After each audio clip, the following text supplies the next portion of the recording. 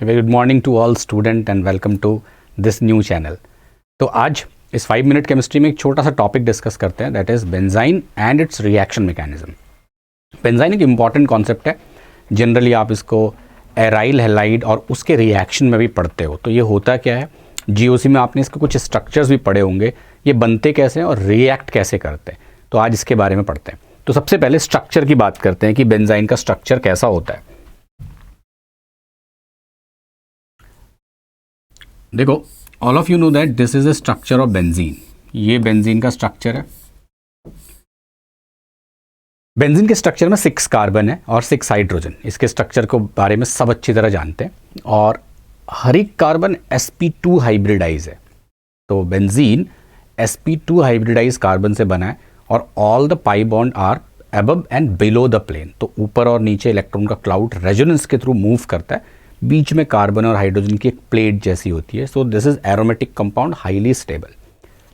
लेकिन अगर मैं बेंजाइन की बात करूं तो क्योंकि बेंजाइन की स्पेलिंग में YNE आया तो इसका मतलब वहां पे एक ट्रिपल बॉन्ड है। तो so this is the structure of benzene. ये किसका स्ट्रक्चर है? बेंजाइन का।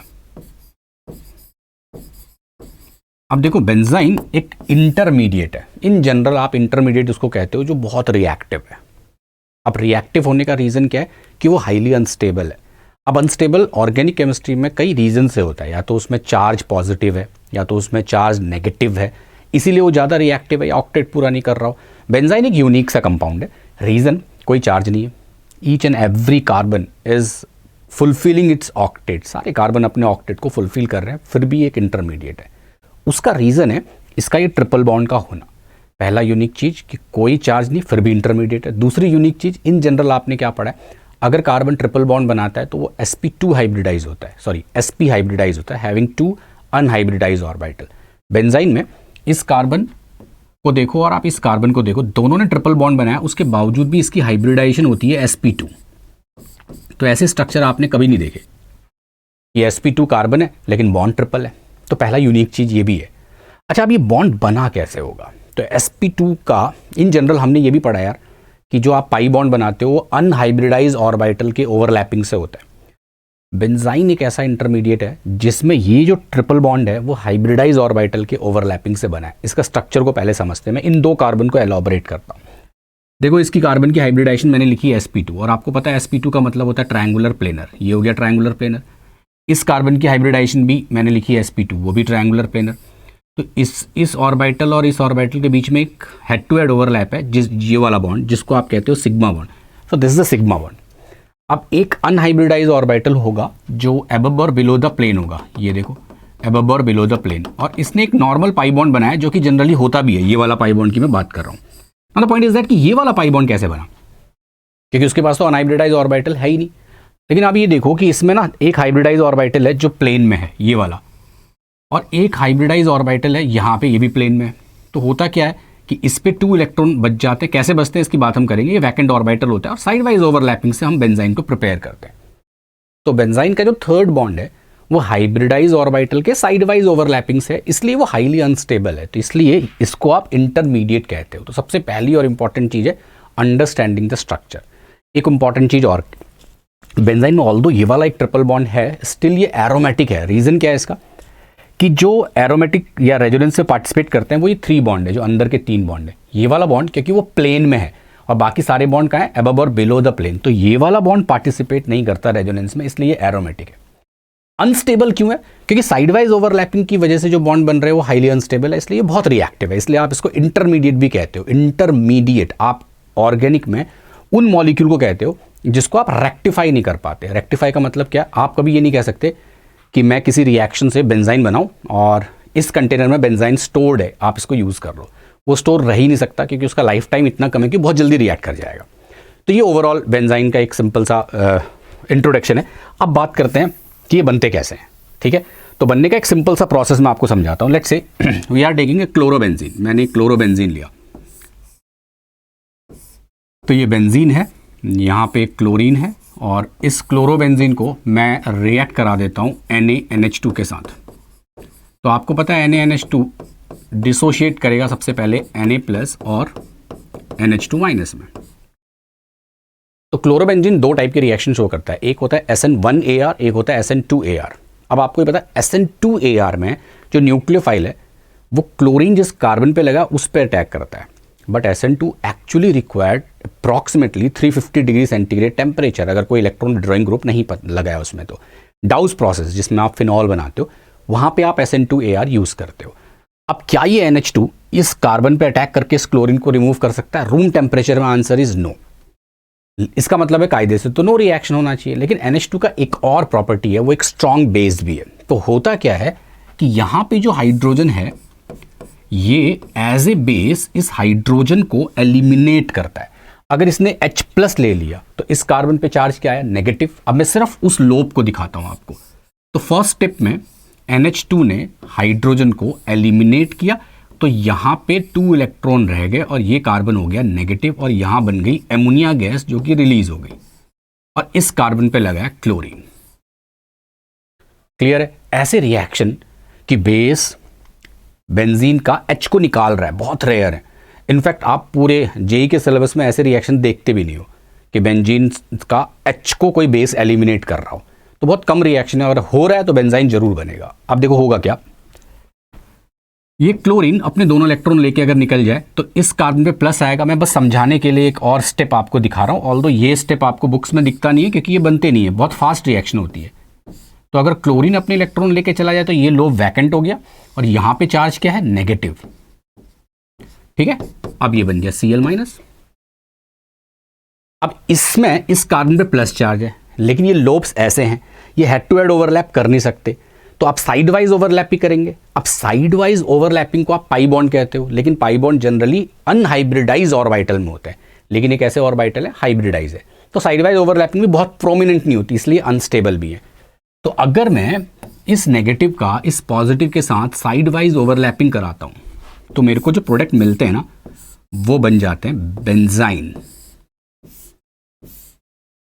अब ये फाइनल प्रोडक्ट हो गया बेंजाइन का, देखने में एकदम स्टेबल भी लग रहा है, कोई चार्ज भी नहीं है, ऑक्टेट भी पूरा है। तो क्या ये फाइनल प्रोडक्ट होगा? तो बेंजाइन एक इंटरमीडिएट तो फाइनल तो हो नहीं सकता। तो अब होगा क्या कि देखो, अगर आपने सिर्फ NaNH2 लिया है और कुछ नहीं लिया इसमें और एमोनिया गैस भी रिलीज हो गई तो बेंजाइन को रिएक्ट करने के लिए कोई रिएजेंट नहीं मिल रहा। अगर उसको रिएक्ट करने के लिए कोई रिएजेंट नहीं मिलेगा तो एक ही बेंजाइन तो नहीं बना होगा, जिस भी कंटेनर में आप ले रहे हो मल्टीपल बेंजाइन्स बन रहे होंगे। तो क्या होगा? 2 बेंजाइन आपस में कॉम्बाइंड हो जाते हैं। तो देखो ये एक बेंजाइन है, तो चलो मान लो कि देयर आर 2 बेंजाइन, एक ये बेंजाइन और बन गया, एक और ये बेंजाइन है। तो बेंजाइन का जो ट्रिपल बॉन्ड है वो तो अनस्टेबल है, तो वो ब्रेक कर गया प्लस माइनस में, यहाँ का बेंजाइन माइनस और प्लस में ब्रेक कर गया और ये कॉम्बाइंड हो गए और ये एक स्टेबल प्रोडक्ट बन के प्रेसिपिटेट कर गए, जिसको आप बाइफिनाइल भी कहते हो। तो देखो ये फाइनल प्रोडक्ट बन गया। तो अगर ये फाइनल प्रोडक्ट है इसका मतलब इंटरमीडिएट बेंजाइन था। नाउ पॉइंट इज दैट कि हम इसे पढ़ते क्या है। तो कई बार आपने ये पढ़ा होगा कि यार ये ना एक तरह का addition elimination addition reaction mechanism भी होता है। उसका रीजन मैं समझाता हूँ। होता क्या है, जब आप क्लोरोबेंजीन में NaNH2 लेते हो तो आपने न्यूमेरिकल में और क्वेश्चंस में देखा होगा NaNH2 के साथ स्लैश एमोनिया भी लिखते हैं, मतलब एक्सेस ऑफ एमोनिया वो पहले से डालते हैं। उसका रीजन क्या है? देखो मैंने कहा कि अगर आपने कुछ नहीं डाला तो बेंजाइन आपस में कॉम्बाइंड होकर के इस टाइप का प्रोडक्ट दे देता है, लेकिन अगर आप लिक्विड एमोनिया लोगे तो क्या होगा? लिक्विड एमोनिया लेने पे थोड़ा सा चेंज होगा रिएक्शन का, और वो चेंज कैसा होगा देखो। ये बेंजाइन था तो ये बेंजाइन सबसे पहले ब्रेक हो जाएगा प्लस और माइनस में, तो एक जगह प्लस और एक जगह माइनस। आपने क्या लिया? Liquid ammonia. लिक्विड एमोनिया में identify the polar bond, the polar bond is between NH and H+। अब ये प्लस माइनस में ये कॉम्बाइंड कर लो तो ये क्या बन गया? एनिलीन। ये क्या बना? एनिलीन। तो देखो फर्स्ट क्या हुआ, क्लोरीन और हाइड्रोजन को आपने एलिमिनेट किया, बेंजाइन बना, एलिमिनेशन। उसके बाद आपने लिक्विड एमोनिया को ब्रेक किया और उसको ऐड किया, एडिशन। इसलिए elimination addition forming benzyne as a intermediate, इसको ये भी कहते हैं। अब पॉइंट है कि अगर मैं इस पूरी मैकेनिज्म को छोड़ दूं और मैं ऐसे सोचना शुरू करूं कि मेरे पास क्लोरोबेंजीन है, इस क्लोरोबेंजीन में मैंने डाला NaNH2 in presence of liquid ammonia, तो मुझे प्रोडक्ट क्या मिल रहा है? मुझे प्रोडक्ट मिल रहा है एमोनिया, सॉरी एनिलीन। तो कई बार आप ये भी सोच सकते हो कि क्लोरोबेंजीन में अगर NaNH2 डाल रहे हैं और एनिलीन मिल रहा है तो ये SN2AR भी हो सकता है कि ये NH2 एज ए न्यूक्लियोफाइल यहाँ पे अटैक कर रहा है और क्लोरीन को रिमूव कर रहा है। तो उसके 2-3 प्रूफ है कि बेंजाइन बनने के बाद ही एनिलीन बना होगा। मैं एक एक प्रूफ समझाता हूँ। देखो, सबसे पहली बात, ये SN2AR के थ्रू क्यों नहीं बना? क्योंकि SN2AR required very high temperature और ये रूम टेम्परेचर 25 डिग्री सेंटीग्रेड में हो जाता है। तो पहला कॉन्सेप्ट ये है कि SN2AR के थ्रू ये नहीं गया होगा। दूसरा, जब आप एनिलीन बनाते हो इस मेथड से तो आपको थोड़े बहुत बाइफिनाइल वाले प्रोडक्ट मिलते हैं, जो मैंने कहा था बेंजाइन 2 कॉम्बाइंड होते हैं, तो उससे ये प्रूव होता है यार बेंजाइन बना होगा। तीसरा, आप एक एक्सपेरिमेंट करो कि इस कार्बन को ना आइसोटोपिक बना दो। अब देखो, अगर आपने आइसोटोपिक बनाया और SN2AR के थ्रू रिएक्शन मैकेनिज्म को प्रोसीड कराते हो तो NH2 सिर्फ आइसोटोपिक वाले में लगेगा और आपको सिर्फ एक ही प्रोडक्ट मिलेगा और ये वाला। लेकिन जब आप इस एक्सपेरिमेंट को करते हो ना तो आपको 2 प्रोडक्ट मिलते हैं। आइसोटोपिक के अल्फा पे भी NH2 लगता है और उधर इस वाले कार्बन में भी NH2 लगता है। तो वो क्यों लगा? क्योंकि ऐसे प्लस माइनस तो कहीं से भी टूट सकते थे और कहीं पे भी NH2 आके लग सकता है, तो 2 तरह के प्रोडक्ट बनने के चांसेस हैं। तो ये आइसोटोपिक इफेक्ट, टेम्परेचर, ये 2 ऐसे फैक्टर हैं और एक वो बाइफिनाइल बनना, ये 3 ऐसे एग्जाम्पल से अप्रूव है जिससे ये पता चलता है कि यार बेंजाइन मैकेनिज्म के बिना ये रिएक्शन नहीं हुई होगी। तो अब इस बेंजाइन मैकेनिज्म को क्या कहते हैं? पहले एलिमिनेट किया फिर एडिशन हुआ, इसलिए elimination addition reaction mechanism forming benzyne as a intermediate. मतलब पॉइंट इज दैट कि यही होगा सारे क्वेश्चंस में या ऑब्जेक्टिव में, तो आंसर इज नो। उसमें ना एडिशन में बहुत सारे चेंजेस करते हैं, तो लेकिन उससे पहले हम फॉर्मेशन ऑफ बेंजाइन के बारे में और डिटेल में समझते हैं। तो अब मैं आपको बताता हूं कि हम फॉर्म कैसे करते हैं बेंजाइन को अलग अलग तरीके से। पहला तरीका तो जो अभी अभी मैंने बताया, जो सबसे कॉमन भी है, वो क्या है कि आप कोई भी हैलोजन वाले ग्रुप को ले लो और उसमें आप NaNH2 डाल दो और आपने यहाँ जो भी डाला उसके आगे के रिएक्शन से आप प्रोसीड करोगे कि क्या मैकेनिज्म हो रही होगी, तो ये बेंजाइन बन गया। ये इस मेथड और इस मैकेनिज्म को मैं एक्सप्लेन कर चुका हूँ। सेकेंड मेथड क्या है कि लेट्स से कि आपके पास COOH ग्रुप है और यहाँ पे Br है। अब आप इसमें OH- डाल के हीट कर दो। तो OH- डाल के हीट करने पे क्या होगा? OH- सबसे पहले कार्बोक्सिलिक का H को एलिमिनेट करेगा। ये CO- है, हीट करने का मतलब डीकार्बोक्सिलेशन। तो यहाँ से कार्बन डाइऑक्साइड गैस निकल गई, इस कार्बन पे आएगा नेगेटिव, ब्रोमीन बाहर निकला, प्लस और माइनस के बीच में बॉन्ड बन गया, तो भी आपको क्या मिलेंगे? बेंजाइन। तो ये सेकंड मेथड है जहाँ से आप बेंजाइन प्रिपेयर करते हो। नेक्स्ट मेथड क्या होते हैं कि मान लो डाई हैलोजन कंपाउंड है। ये कॉमन मेथड्स हैं, वैसे तो कई मेथड्स हैं बेंजाइन बनाने के, और आप इसमें डाल दो मैग्नीशियम। तो आपने ये पढ़ा हुआ ग्रिग्नार्ड रिएजेंट में कि 1-2 पोजीशन में ग्रिग्नार्ड बन नहीं सकते क्योंकि नेगेटिव का रिपल्शन बहुत ज़्यादा है। इसकी मैकेनिज्म क्या होती है? सबसे पहले ब्रोमीन बाहर निकलते हैं, यहाँ कार्बन में क्या आएगा? प्लस, मैग्नीशियम से Mg2+ प्लस 2 इलेक्ट्रॉन, देखो यहाँ पे प्लस आया था ना ब्रोमीन के निकलने से, वो 2 इलेक्ट्रॉन उस प्लस पे गए तो नेगेटिव आया, तो यहाँ नेगेटिव, यहाँ पे हैलोजन, हैलोजन बाहर निकल गया, नेगेटिव और पॉजिटिव में बॉन्ड बन गए, तो बेंजाइन बन गया। थर्ड मेथड है ना। तो इस तरह से कई और भी मेथड्स हैं जहां पे बेंजाइन आप प्रिपेयर करते हो, डायज़ोनियम के थ्रू भी प्रिपेयर करते हो, और भी बहुत सारे मेथड्स हैं जिससे आप बेंजाइन बनाते हो। ये तो हुआ कि आप एलिमिनेशन कैसे करते हो। अब बात है कि बेंजाइन में एडिशन की क्या मैकेनिज्म होती है, तो वो बहुत सिंपल सा है, लेकिन उससे बहुत सारे क्वेश्चन आप प्रिपेयर कर सकते हो, बना भी सकते हो और सॉल्व भी होंगे। मैं आपको एक एक करके एग्जाम्पल समझाता हूँ। देखो, सबसे पहले ये बेंजाइन है। अगर आपने ना बेंजाइन में, मैंने अभी एमोनिया डाला था, हो सकता है कि एमोनिया की जगह आप HBr डाल दो, हो सकता है कि आप वाटर डाल दो, हो सकता है कि आप अल्कोहल डाल दो CH3OH, हो सकता है कि आप इसमें अल्कोहल की जगह कुछ और कंपाउंड जैसे कोई भी पोलर मॉलिक्यूल आप लेते हो या कोई नॉन पोलर मॉलिक्यूल लेते हो वो डाल दो, या आप एक एल्कीन डाल दो, या आप टेट्राहाइड्रोफ्यूरेन डाल दो, या फ्यूरेनी डाल दो। ये सारे कंपाउंड्स आप इसमें डाल सकते हो। अपार्ट फ्रॉम दैट फिनॉल, सबकी एक ही सिंपल सी मैकेनिज्म है और उसका ट्रिक भी समझाता हूँ मैं। तो बेंजाइन के एडिशन कैसे करना है। सबसे पहले बेंजाइन में आपने बना लिया, अब आप रिएजेंट को देखो। जैसे रिएजेंट कौन कौन से हैं? एमोनिया, HBr, H2O, ये मिथानॉल, एल्कीन, फ्यूरेन, फिनॉल, ठीक है। आपको आइडेंटिफाई करना है कि उस मॉलिक्यूल या उस रिएजेंट में सबसे पोलर बॉन्ड कौन सा है। पोलर बॉन्ड को ना प्लस माइनस में ब्रेक कर दो, बेंजाइन को प्लस माइनस में ब्रेक कर दो और ऐड कर दो, दैट्स इट। एग्जाम्पल देता हूँ, ये बेंजाइन, क्या मैं ये सोच सकता हूँ कि बेंजाइन सबसे पहले ब्रेक होगा और एक जगह प्लस और एक जगह माइनस, ये तो हम सोच ही सकते हैं बेंजाइन का मतलब। पहला मॉलिक्यूल क्या है? एमोनिया। एमोनिया का स्ट्रक्चर कैसा होता है? N single bond H single bond H, polar तो एक ही बॉन्ड है इसमें N और H। तो ब्रेक कैसे करोगे N और H को? N पे नेगेटिव, H पे पॉजिटिव। N पे नेगेटिव यानी वो प्लस पे लग गया, H पॉजिटिव यानी माइनस पे लगा, तो प्रोडक्ट क्या बन गया फर्स्ट वाले का, प्रोडक्ट बन गया फर्स्ट वाले का एनिलीन। यहां पे NH2 लग गए, यहां पे H लग गए।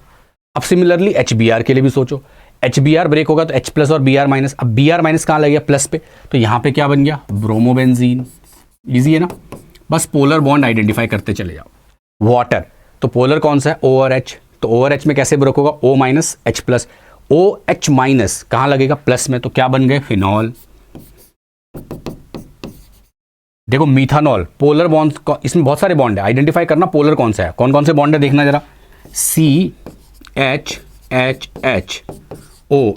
देखो ये वाला बॉन्ड सबसे ज्यादा पोलर है क्योंकि इलेक्ट्रोनेगेटिव एलिमेंट है और ऑक्सीजन सबसे ज्यादा इलेक्ट्रोपॉजिटिव है, H प्लस स्टेबल भी है, तो इसलिए ये वाला बॉन्ड को ब्रेक करना O माइनस और H प्लस। एक बार ब्रेक सही कर दिया तो आराम से अटैच कर दोगे। O माइनस है तो प्रोडक्ट क्या बन गया मिथॉक्साइड। अब इस टाइप के मॉलिक्यूल में देखो आपको पोलर बॉन्ड नहीं दिख रहे, मैं इसमें आता हूं, पहले फिनॉल को देख लो। फिनॉल में पोलर H और O का बॉन्ड है ना, तो प्रोडक्ट क्या बन जाएंगे आपके O, एक और benzene. Now the point is that कि इस टाइप के मॉलिक्यूल जिसमें पोलर बॉन्ड दिख नहीं रहे उसमें एडिशन कैसे होगी, तो इसमें 1,4 एडिशन के बारे में भी सोच सकते हो। दो मॉलिक्यूल देखो फ्यूरेन वाला और ये, तो इसको एक बार समझते हैं कि क्या प्रोडक्ट बनेंगे। तो देखो सबसे पहले जब आप बेंजाइन बनाते हो ना, तो ये बेंजाइन में एक प्लस और एक माइनस है, ये बॉन्ड आपने डबल बॉन्ड लिए, आपने दोनों डबल बॉन्ड, इस डबल बॉन्ड और इस डबल बॉन्ड दोनों को ब्रेक कर दो, यहाँ पे माइनस यहाँ पे plus, opposite minus plus break कर सकते हैं। अब ब्रेक करने के बाद आप बॉन्ड को ऐड कर दो, डायल्डर रिएक्शन में भी शायद आप ऐसा ही मैकेनिज्म को देखते हो। तो अगर मैं इसको ऐड कर देता हूं तो एक और प्लस और माइनस जो बच जाएंगे ना उसके बीच में बॉन्ड बना देना। देखो कैसे, इस माइनस का इस प्लस से बॉन्ड बन गया, इस माइनस का इस प्लस से बॉन्ड बन गया, इस माइनस और इस प्लस के बीच में बॉन्ड बन गया, तो प्रोडक्ट ऐसे बन गए। 6 मेंबर रिंग स्टेबल भी है ना। अच्छा अब आप फ्यूरेन के स्ट्रक्चर को देखो, फिर से वापस से बेंजाइन बना लेते हैं, एक प्लस था और एक माइनस था, ये आपका फ्यूरेन का स्ट्रक्चर हो गया है ना। अब फ्यूरेन में भी दो डबल बॉन्ड थे, मैंने दोनों को ब्रेक कर दिया अपोजिट चार्ज में। अब आप ये देखो, ये माइनस और ये प्लस के बीच में बॉन्ड बना लेते हैं, इस माइनस और इस प्लस के बीच में बॉन्ड बनाए थे, इस माइनस और इस प्लस के बीच में बॉन्ड बनाए थे, तो आपको प्रोडक्ट कैसे बन गए, प्रोडक्ट आपको मिल गए इस टाइप के, right. 6 member ring. H plus डालोगे तो बीटा नेप्थॉल की तरह चले जाएगा, उसकी रिएक्शन भी अलग है जिसमें एलिमिनेशन रिएक्शन होती है। तो ये एक और मेथड है जिससे आप बेंजाइन के एडिशन को और अच्छी तरह और डिटेल में समझते हो। अब आते हैं कि अगर कोई ग्रुप लगा है तो बेंजाइन कैसे अटैक करेंगे। मैं इसका एक सिंपल सा एग्जांपल देता हूं, इसके ऊपर क्वेश्चन पूछते भी हैं इसलिए समझना जरूरी है। देखो आपने ऑर्थो पैरा मेटा पोजीशन समझी होंगी, पढ़ा भी होगा। तो बेंजाइन ना ऑर्थो पैरा मेटा की तरह काम नहीं करता, याद रखना। Ortho para Meta directing group का बेंजाइन के एडिशन में कोई रोल नहीं है, बहुत आसान सा है, 1 मिनट में समझ में भी आ जाएगा। देखो क्या है, अब ये ग्रुप लगा है, अगर बेंजाइन नहीं लगा तो प्लस और माइनस आप अपने मन से दे देते हो, लेकिन ग्रुप लगा है तो फर्क पड़ता है। कैसे समझना, मैं इसको 2 तरीके से ब्रेक करता हूं। पहला ब्रेक मैंने ऐसा किया, ये ग्रुप है और यहां पे प्लस यहां पे माइनस। एक तरीका और है ब्रेक करने का, और वो क्या है, उल्टा कर लेते हैं, यहां पे प्लस यहां पे माइनस, करेक्ट। देखो अगर आप लिक्विड एमोनिया डालते ना इसमें, लिक्विड एमोनिया, तो वो लिक्विड एमोनिया इस पे ऐड होता तो NH2 माइनस ऑर्थो पोजीशन पे आ जाते, और अगर लिक्विड एमोनिया डालते तो NH2 माइनस इस कंडीशन में मेटा पोजीशन पे आ जाते। नाउ पॉइंट इज दैट कि मैंने अभी आपको क्या समझाया कि जो ग्रुप है वही तो डिसाइड करेगा, लेकिन जो आपने इलेक्ट्रोफिलिक एडिशन में पढ़ा वो ग्रुप ऑर्थो पैरा डायरेक्टिंग यहां काम नहीं करते। क्यों नहीं करते, क्योंकि वो इलेक्ट्रोफिलिक एडिशन रिएक्शन में काम करेंगे। उसका एक सिंपल सा रीजन भी है कि जब आप इलेक्ट्रोफिलिक एडिशन करते हो तो जो पाई क्लाउड रेजोनेंस में क्लाउड इन्वॉल्व होता है ना, वो इन्वॉल्व होते हैं, लेकिन बेंजाइन में वो क्लाउड ही इन्वॉल्व नहीं है, वो तो साइड वाला बॉन्ड है। देखो क्लाउड को कोई फर्क नहीं पड़ा। अब कैसे डिसाइड करेंगे, तो सिंपल सा तरीका है, कोई भी ग्रुप है उसके इफेक्ट क्या क्या हो सकते हैं, माइनस आई हो सकता है, प्लस आई हो सकता है, माइनस आर हो सकता है, प्लस आर हो सकता है, करेक्ट। आपको क्या करना है, इन दो group minus I plus R को मत देखना, कोई फर्क नहीं पड़ता, इसका माइनस आई है प्लस आर है, इसको देखने की जरूरत ही नहीं है। आप सिर्फ एक चीज देखना, कोई कंफ्यूजन नहीं है, क्या, प्लस आई और माइनस आई, इन दो ग्रुप को देखना है, करेक्ट। अब कैसे देखोगे, देखो आर को भूल जाओ, आई को देखो।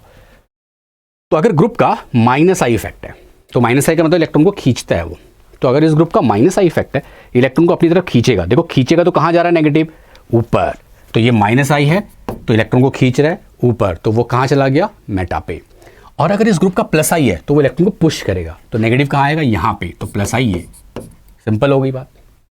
दैट मीन्स अगर इस ग्रुप की जगह मिथाइल होता, क्या होता, मिथाइल, इथाइल, है ना, या कोई भी आर ग्रुप जिसका प्लस आई इफेक्ट है, वो सबके सब कहां पे लगाते, आपके ऑर्थो पोजीशन पे। लेकिन अगर आप इस ग्रुप की जगह माइनस आयोडीन ले लेते सपोज, या ब्रोमीन ले लेते, या C double bond O H ले लेते, या आप OCH3 मिथॉक्सी ग्रुप ले लेते, या आप OH ले लेते, या आप COOH ले लेते, या आप फंक्शनल ग्रुप ले लेते, तो ये सब कहाँ लगाते, मेटा पोजीशन पे। डिस्पाइट कि देखो आप OH और OCH3 ऑर्थो पैरा डायरेक्टली, लेकिन उससे कोई फर्क नहीं पड़ता क्योंकि प्लस आर की वजह से है वो, और प्लस आर हम यहाँ देख नहीं रहे, माइनस आई देख रहे। तो जिसका भी माइनस आई है वो कहाँ लगेगा, मेटा में, जिसका भी प्लस आई है वो कहाँ लगेगा, ऑर्थो में। तो इस तरह से देख करके आप इजीली क्वेश्चन को सॉल्व कर सकते हो। मैंने बहुत छोटे में आपको पूरी बेंजाइन के बारे में समझाया, आप इसी क्वेश्चन को सॉल्व करना। अगर कोई डाउट है कमेंट बॉक्स पे लिखना, मैं उस डाउट को एक और वीडियो के थ्रू एक्सप्लेन करूंगा। बेंजाइन में और भी बहुत कुछ है समझने के लिए, धीरे धीरे एडवांस लेवल में और ज़्यादा पढ़ेंगे, क्योंकि ये 5 मिनट का था इसलिए इतना ही बता पा रहा हूँ। ठीक है, थैंक यू।